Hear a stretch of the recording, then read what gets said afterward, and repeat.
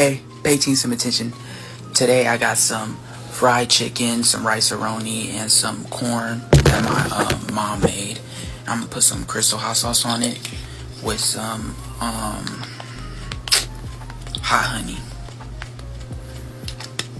A little more. And this is the hot honey that I be using, the Nate's hot honey, and it's spicy. I never tried the Mike's hot honey yet.